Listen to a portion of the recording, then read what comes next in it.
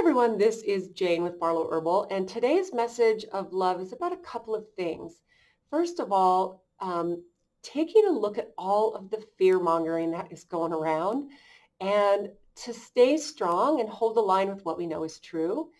Because if I've had a couple of moments this week where I've accidentally been in a place where I've watched and listened to a little bit of the news. And to be honest, it was like, whoa, whoa, whoa, whoa, whoa. How does anyone walk through their life when they're watching these things that are complete fear-based, fear-mongering? Where are our leaders and media people that are giving us hope through this whole thing? Like what we need and what all humanity needs is we need to know that everything's going to be okay, right? I mean, think about when you're a parent and maybe something really bad is happening, and your child is watching things kind of unfold. It can be a little bit fearful. What we always do is we always say, don't worry, everything's going to be okay. And if you look at this, what's happening in the world today, we don't get any of that. Our leaders from around the world, this is not just happening in one place. This is everywhere.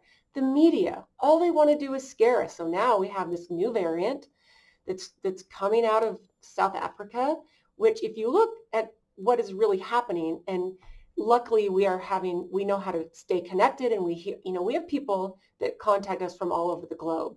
This is a very, very mild variant. In fact, in South Africa, they're wondering why everyone is panicking because this is mild. It's even South Africa is not panicking.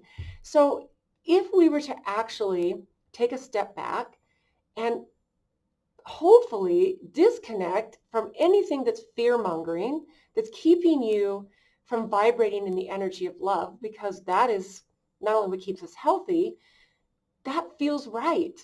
Like those little bits of the news that I got caught in a couple of times this week, and it was only for a few minutes, left me kind of with this heaviness on my chest, and my solar plexus felt like, whew, that is a really hard energy. And I can't imagine people who are staying sucked into that and trapped into that on a really regular basis. I mean, imagine how different it would look if any of our leaders or even any of our news people got on and said, and told us the truth, first of all, and said, hey, there's a new variant that's coming out, and it appears to be pretty mild.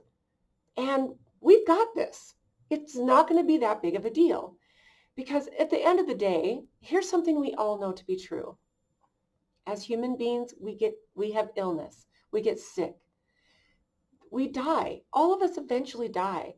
Every year, thousands and thousands of people die from the flu. And I'm not comparing this to the flu. I'm not making a comparison. I'm simply saying that as humans, we get ill. We get sick.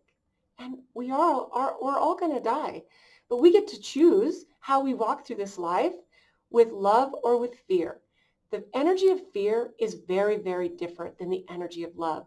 And I believe what's happening from the things that I see and the people that I come in contact with, and even physically here in where I live, and friends that I've had for years and years and years, I watch their realities be very different. If you're walking through with love or you're walking through with fear. In fact, I was supposed to meet up with a girlfriend for brunch today. I hadn't seen her for a long time.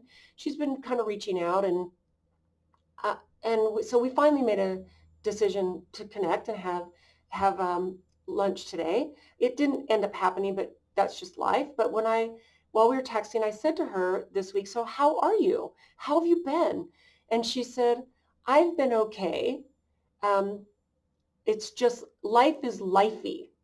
So I was like, oh, what does that mean? And I know that she kind of tends to be a little bit dramatic, and like I said, there's no judgment here. But I realized, since I actually hadn't seen her for so long, that all the times that I was in contact with her, it was not of the highest vibrant or vibrating in the highest frequency for me.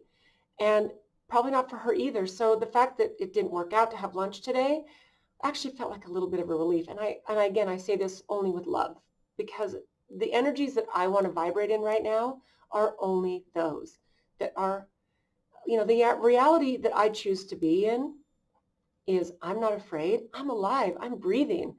I am loving and living. And I can pull people up. I can help these friends that are struggling. It's not saying I'm going to disconnect from everyone that maybe I can even help, but it means that I choose what I let into my energy field. And it was interesting because there was that little situation, and then I got a holiday card from some very dear friends. We've been dear friends for a couple of decades, but I haven't seen them for almost probably 18 months, maybe a little bit more, because we've differed so much in how we're viewing the world. They have been very much fear-based. They were highly relieved when they were able to get the jab. They were and that's awesome for them. That's their journey. But there's a lot of why they haven't seen me is because they don't agree with the way that I've been walking through this whole thing. And again, that's okay.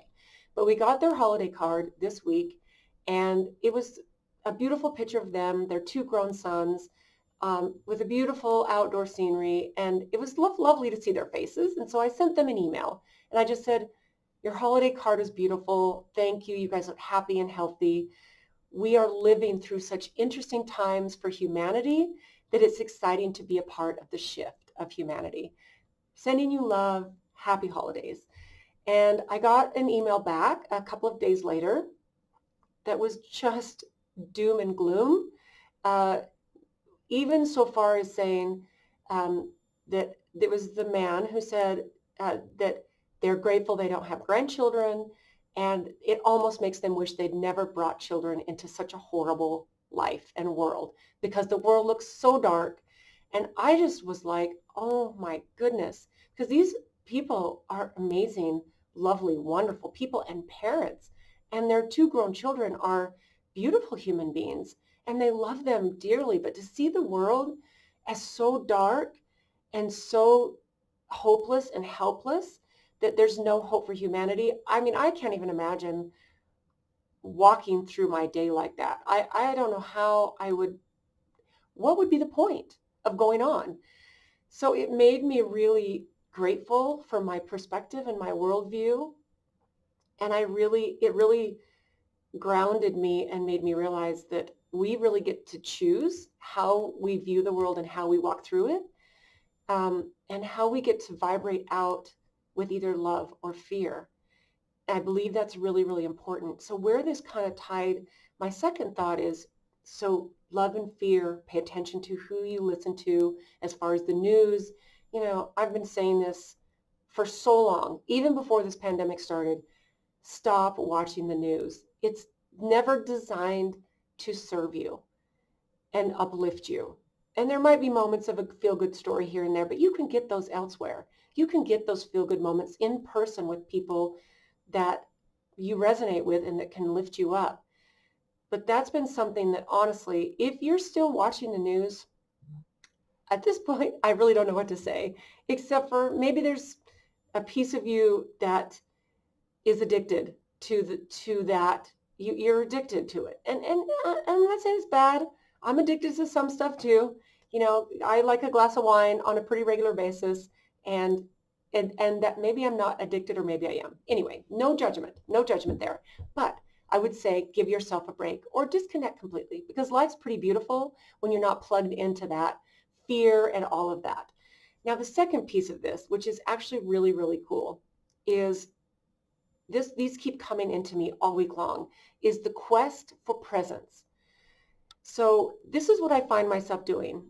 If I'm sitting somewhere, even if it's reading a book, which you know how our minds get distracted because we have so much going on. If I'm sitting in a hot tub, if I'm, before I go to sleep, or whatever it is that I'm doing, and I'm sitting somewhere where I'm not really paying attention to where I'm at or being present. And I will say that where it struck me is this week I was sitting in a hot tub, and it was we had just had all this snow. And so it was it's an outdoor hot tub. It was beautiful, so much snow. The trees were just, we have these pine trees out by the hot tub, and they're covered in all this beautiful snow. And the water just like felt like heaven. And I sat in the hot tub. I was there by myself. And what happened is my brain was just thinking about all this stuff. I wasn't even paying attention to where I was and how beautiful it was and the lusciousness of what I was feeling with the warmth of the water. And so I pulled myself back to being present, and I thought, oh my goodness, as human beings in this modern world with so much stimulation and so much information and what is happening in the world right now, the energies of the planet, the people, the frequencies, all of that coming at us, we are not truly being present. We're not even being present, with our families because we have our phones, right? We have our phones with us all the time. And so I like sat there the rest of the time, and I simply appreciated and was present in that moment. I looked at the sky, and it was the dusk was happening, so there were some beautiful clouds. It wasn't full day. It wasn't full dark. It was this beautiful steam coming off of the hot water, the snow everywhere around, the clouds, the dusk.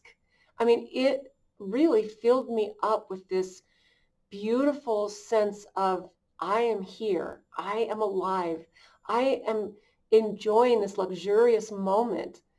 And so this actually happened right when we had another big snowstorm this week. I believe it was on Wednesday, or maybe it was overnight on Tuesday night, but it was a little bit earlier in the week. And so every single moment that I've had during this week, whether it's eating a meal, we had some friends drop by last night, and my quest for presence, which is what I'm really wanting to impart to you right now, is it heightens all these experiences we have as a human being that's here and living and breathing in this moment. So I know that this is something that we all strive for, because this is what really makes these moments amazing. And I'm telling you, one of the purposes I believe that we are here for is to enjoy and appreciate this beautiful human body and all of the things that we get to experience with how that resonates with us. For me, hiking. Get me up in the mountains, I'm a happy camper. Get me into a work, I work out. I work out almost every single day because it makes my human body feel so good. My heart beating. When the sweat starts to happen, like, it takes me a little while as I'm getting going, and then I kind of feel myself breaking into a sweat. Like, that is a piece of being a human that I've always enjoyed. Because I will tell you, when we were growing up, my dad used to take us up. We'd all pile into whatever vehicle we had. A lot of times we had a station wagon. He would let the tailgate down, and he would go slow. We would drive up the canyon. We would all be kind of hanging off of the car and off the tailgate. And we would drive up the canyon and have a cookout. We would make a fire, and we would cook food, and then we'd all pile back in, and he would drive down the canyon very, very slow so that those of us who wanted to could run behind.